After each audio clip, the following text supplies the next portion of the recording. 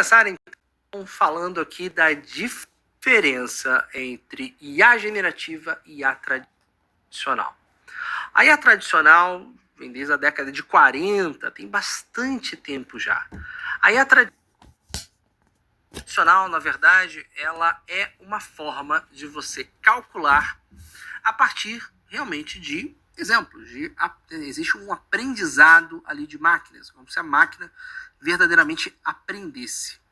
É importante entender que a IA tradicional ela vai conseguir fazer algumas tarefas e, como sempre, eu vou falar o técnico sem tecniquez. Então, a minha ideia aqui com vocês não é complicar, não é ficar...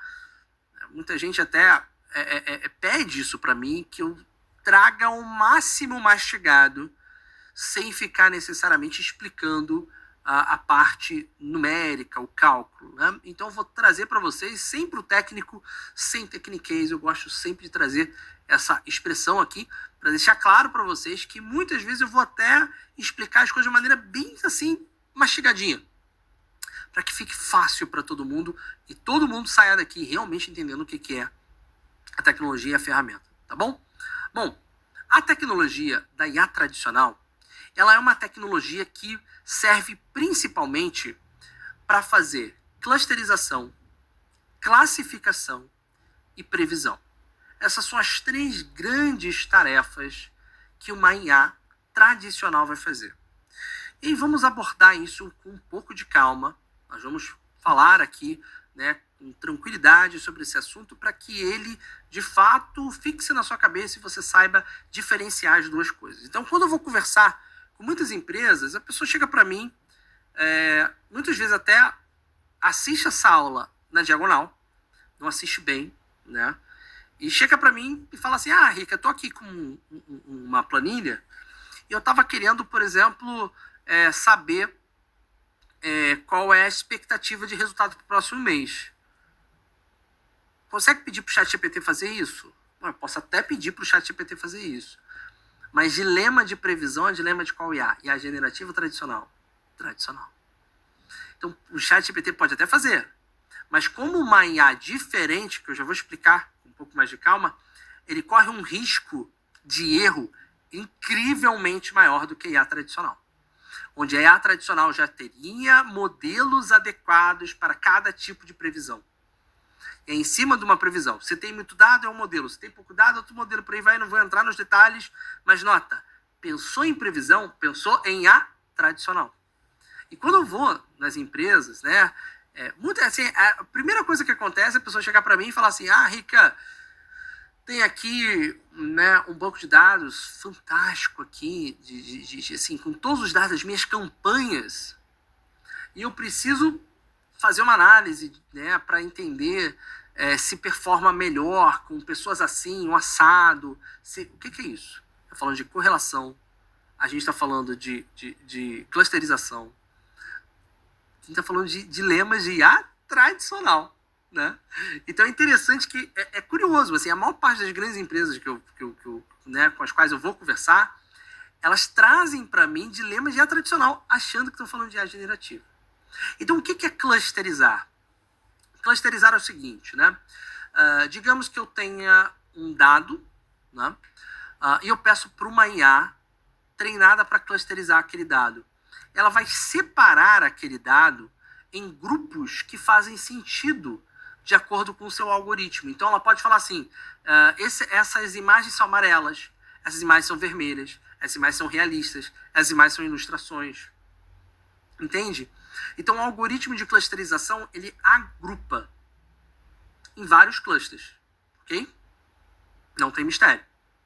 O que é um algoritmo de classificação? Um algoritmo de classificação é spam ou não é spam? Ou seja, você tem uma IA treinada para reconhecer se aquele e-mail é spam ou não. Percebeu? Você tem uma IA treinada para dizer qual é a probabilidade daquilo ser uma fraude. Percebe? Então, nota que isso é um sistema de classificação. Chegou uma lead. A lead é quente ou é fria? Eu posso ter uma IA treinada para fazer o processo de classificação em quente ou fria. É um dilema de IA tradicional. E aí, quando eu falo, é claro que tudo que eu estou falando, a IA generativa pode fazer. mas com uma qualidade diferente, possivelmente menor. Por quê? Porque a IA tradicional, nós vamos ter uma fórmula, e digamos assim, digamos que eu esteja fazendo uma equação com IA tradicional, e eu preciso de 50 mil amostras naquela equação, no mínimo, para 50 mil amostras na equação, não, 50 mil amostras naquele treinamento que eu estou fazendo de uma IA, para ela performar com tanta média lá de acurácia. Ok. Se eu colocar 60, 70, 80, 100 mil, quanto mais conteúdo eu for colocando, mais aquela IA vai se treinando para ficar mais e mais e mais e mais inteligente. E vai chegar um momento que ela vai saber tudo daquilo, vai prever com uma acurácia de 99,9%. Tá entendendo? Isso não acontece com IA generativa, eu já vou explicar por quê. A IA generativa, até o contrário. Vou mostrar um pouquinho para vocês aqui. Anthropic, quando lançou o Claude 3.5 Sonnet, eles fizeram, eles fizeram a apresentação do modelo, né, muito bem apresentado, inclusive, vale a pena destacar isso. Vários detalhes, assim, um PDF técnico, né, que eles costumam fazer um PDF técnico muito bem feito, muito bem feito.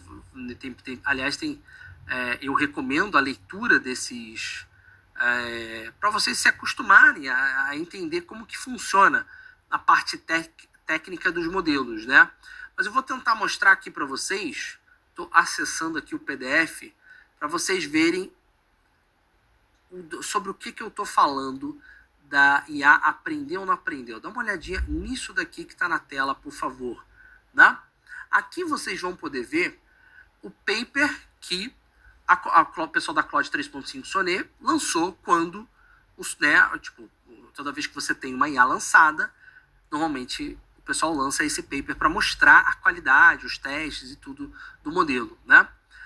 Em algum momento vocês vão ver isto daqui.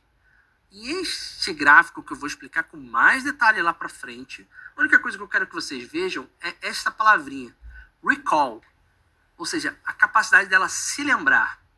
Ou seja, a IA generativa, vocês estão vendo que as linhas majoritariamente decrescem, tá vendo? Ou seja, o que é context length? É conteúdo compartilhado com IA. Quanto mais conteúdo compartilhado com a IA generativa, mais ela se esquece. Opa! Então chegamos a uma baita diferença da IA generativa para a IA tradicional. A IA tradicional, quanto mais você dá exemplo e quanto mais você alimenta, mais ela vai se tornando mega expert naquilo. A IA generativa não. A IA generativa, ela já é treinada. Então, se eu pego aquela IA e adiciono contexto nela de troca, a tendência é que quanto mais contexto eu coloco nela, mais ela vai se esquecendo. É claro que é diferente do processo de treino. Quando eu vou treinar uma IA, quanto mais eu treino ela em cima de uma coisa, mais ela vai saber aquilo, claro. Mas eu não estou falando do treino da IA generativa, eu estou falando do contexto da IA. Ou seja, da troca, porque as pessoas... Quando as pessoas não criam modelos, né? As pessoas usam modelos. Então as pessoas acham que se elas pegam um modelo como o ChatGPT e elas botam 10 PDFs com tudo que ela tem sobre um assunto, as pessoas acham que aquela IA vai saber muito daquilo, mas não. A tendência é que ela comece a se esquecer de mais coisas. Entendeu? Então a IA tradicional, ela vai crescendo as suas capacidades e suas valências conforme, naturalmente, a pessoa vai treinando aquele conteúdo. A IA generativa, e nota, eu não estou falando do treino da IA generativa, estou falando do uso da IA generativa. A IA generativa não. Ela tende a se esquecer mais conforme você gera e coloca contexto nela. E é claro que, por conta disso, nós podemos olhar para a IA tradicional como... Eu gosto, pelo menos, de fazer essa comparação, eu acho que ela é bem fácil da gente pensar. A IA tradicional como uma grande bibliotecária. Então imagina você entra numa biblioteca e você precisa saber aonde está o livro, sei lá, onde está o livro tal. Num livro específico que vem à sua cabeça, tá? Beleza, onde está a Odisseia? Você fala assim, cara, Odisseia, a IA vai falar, olha, já está classificado, já está clusterizado em, né, em gênero, já está classificado em quantidade de páginas, está classificado. Ela vai lá e consegue falar, está na terceira coluna, na quarta fileira, lá. Você vai chegar lá e vai pegar o livro certinho no local. Beleza. Né? Então, ela consegue, a IA tradicional, orquestrar você dentro daquela biblioteca de conhecimento enorme e te apontar com uma excelente acurácia aonde está a localização do livro que você quer. E o que é a IA generativa? É o escritor do livro. Então, o escritor do livro pode te dizer que um livro, sei lá, a Odisseia, está na quarta fileira? Pode, mas vai fazer tão bem quanto a bibliotecária? Não vai, entendeu? É diferente. Então, a IA generativa é um grande escritor, comparado nesse universo com o bibliotecário, né? É quem vai escrever o livro, é quem vai criar a imagem, é quem vai criar vídeo, é quem vai criar áudio. A IA generativa é a criadora. E isso é fantástico. Muita gente não consegue entender por que isso é absurdamente fantástico. Gente, isso é fantástico porque a nossa vida profissional, ela é um mix de escrever texto, de criar imagem, de escutar áudio, de mandar áudio, de ver um vídeo. A nossa vida profissional é um mix de lidar com essas coisas, né? Com esses artefatos. Né? Tanto que a gente tem uma capacidade boa de fala, tem uma capacidade boa de escuta, tem uma interpretação de texto, tudo isso é fundamental. E tudo isso a IA já está fazendo absurdamente bem. Né? Então, por isso que a IA ela tem uma capacidade de impacto na vida do profissional assim absurdo. Enquanto a IA tradicional, o impacto vem através das coisas que você usa. Por quê? Ao longo do tempo, seu mapa já começou a utilizar IA, o Google começou a utilizar IA, o GPS começou a utilizar IA, o seu computador, a otimização da bateria começou a utilizar IA, assim, a rede social começou a usar IA, assim, todas as coisas começaram a usar IA. E você nem percebeu, porque IA tradicional são projetos frequentemente implementados pelo departamento de tecnologia, pelo time de TI, pelo time de tech das empresas. E isso deu para o time de tech um certo protagonismo em transformação tecnológica. A IA generativa, ela quebrou isso. Porque a IA generativa está sendo implementada, tipo, assim, qual é a barreira de você usar uma TES AI, por exemplo, né? Então, ó, imagina, tô aqui na TES. Qual é a barreira de eu chegar aqui na TES e falar o seguinte: me ajuda a construir um texto sobre, sei lá, o novo lançamento da TES AI. Me faça 2 perguntas agora para me ajudar com meu texto, né? Então assim, ó, vou aumentar aqui um pouquinho para vocês. Qual é a barreira para uma pessoa usar isso daqui? Nenhuma. Vocês estão entendendo? Nenhuma. Literalmente, qualquer pessoa pode fazer uma pergunta. Então, a IA generativa, ela tem essa característica maravilhosa de não ter barreiras. Assim, a pessoa só precisa ler e escrever. É isso. E, aliás, como a IA tem evoluído, atualmente você nem precisa, muitas vezes você não precisa nem ler e escrever, você é só falar com ela. Né? Então, assim, não tem barreiras. E pelo fato de não ter barreira, a IA generativa começou a ser utilizada pelas pessoas comuns, pelo médico, pela enfermeira, pelo psicólogo, pelo advogado, às vezes antes que muito programador e engenheiro de software. Olha que loucura! Então, por isso que é incrível, que muita gente se deu conta da tecnologia antes daquela galera que antes liderava as revoluções tecnológicas, né? Curiosidade, tem um dado fantástico que mais de 80%, se não me engano 88%, se não me falha a memória, Isso vem de uma pesquisa feita pela McKinsey. Então já recomendo que vocês busquem. Se eu não me engano, 88%, mas mais de 80% seguramente do uso da IA por profissionais no mundo são profissionais não ligados à tecnologia. Enfermeiros, psicólogos, psiquiatras, médicos, advogados, assim, contadores, profissionais que não são necessariamente profissionais de tecnologia. Engenheiros de software não são engenheiros de software, não são programadores, né? Interessante, né? Interessantíssimo isso. E é curioso, inclusive, né, o que nós percebemos, né, é que quando eu tenho apresentado a Tese AI, eu tenho apresentado a nossa tecnologia para diversas, né, empresas, né, e sabe o que é curioso? Na maior parte das vezes, o maior problema, a maior objeção, o setor que tenta bloquear para que o negócio não vá para frente, qual é? Tecnologia. Porque o time de tecnologia muitas vezes não quer perder o protagonismo, né? Só que é curioso que não tem o que fazer. Porque agora o time de tecnologia não tem mais o monopólio da construção de tecnologia. Porque agora, Rick, eu não sei programar. Beleza, calma, vem comigo.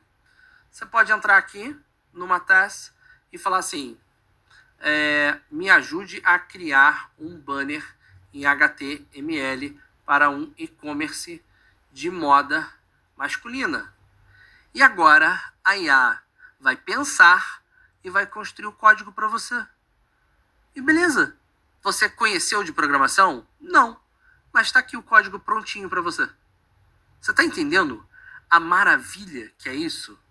Tipo, eu não preciso mais conhecer HTML, CSS, JavaScript para fazer um código de HTML. Acabou.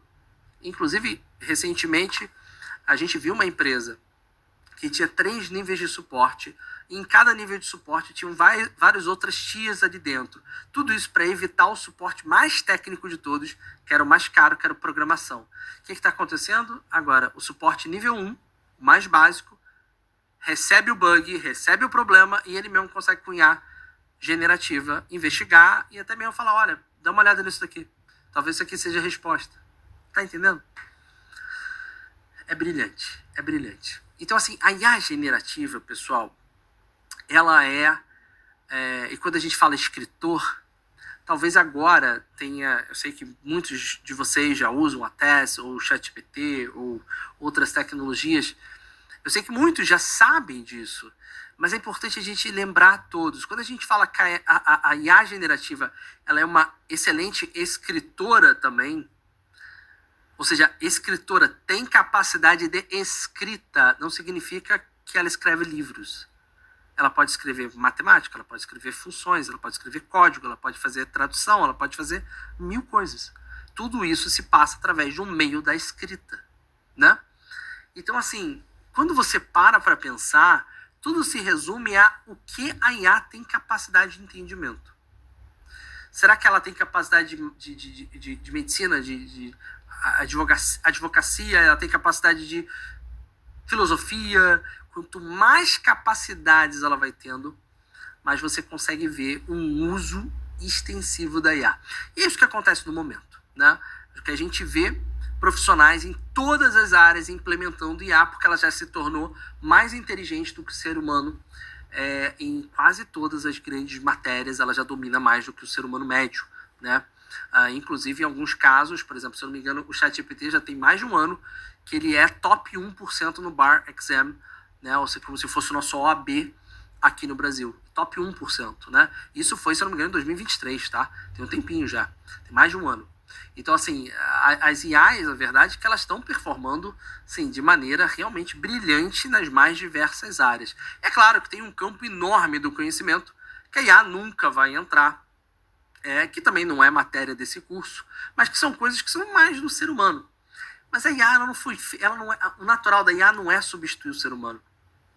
Ela pode ser um grande complemento, o ser humano pode ter um exército de agentes, mas eu vou explicar um pouquinho mais para frente, né, dessa relação de IA versus ser humano, como ela se dá, e se realmente a IA é um risco para nossa vida?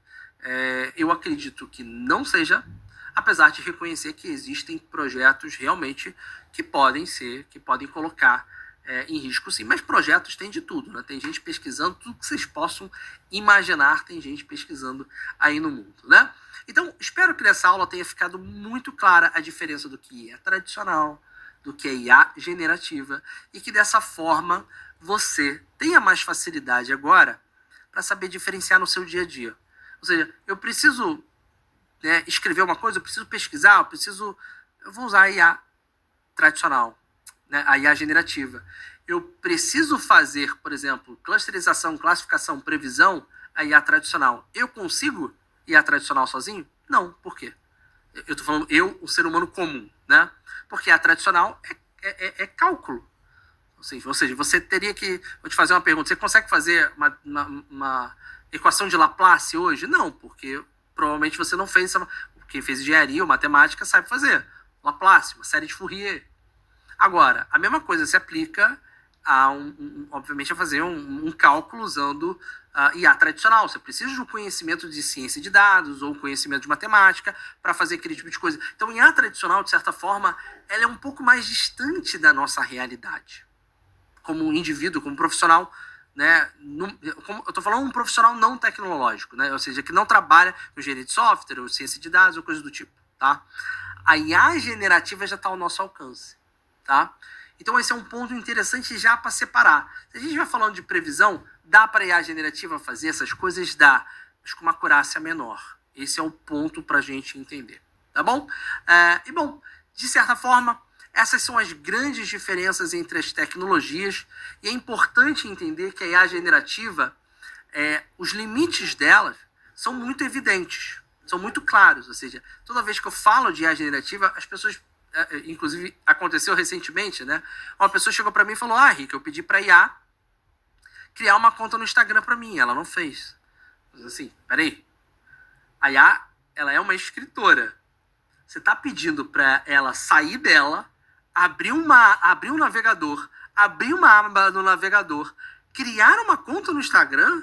Você consegue entender que não tem nada a ver uma coisa com a outra? Ela pode até te escrever o passo a passo para você criar uma conta no Instagram, mas você imaginar que ela vai sair da tela, abrir um navegador, são coisas que não tem nada a ver, né? Então fica evidentemente claro agora que a IA generativa, ela é essa escritora, quem cria as imagens, quem cria os vídeos, quem cria os áudios, mas ela não é uma pessoa, ela não vai abrir o navegador e fazer isso.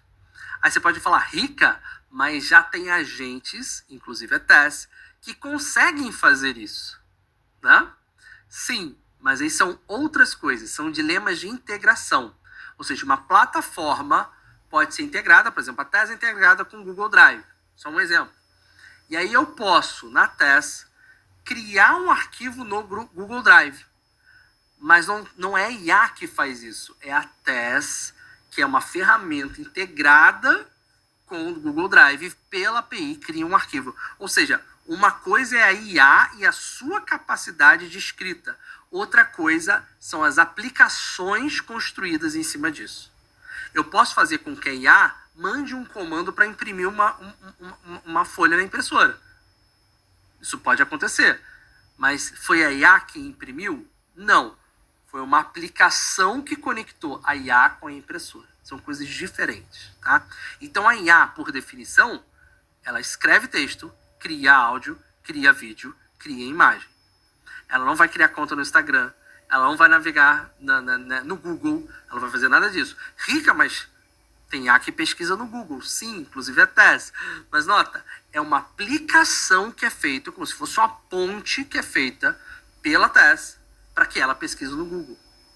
Então nota, não é IA, são coisas que são feitas para que ela consiga, né, fazer aquela rota, né? Então no caso a IA, ela vai pesquisar no Google, sim, mas não por conta dela, por conta de uma ponte que é feita, uma aplicação que é construída na Tess, ou no ChatGPT, ou no Claude, enfim, nas IAs, para que ela possa fazer a pesquisa. Então são coisas diferentes. Uma coisa é a capacidade inata da IA, outra coisa é uma aplicação.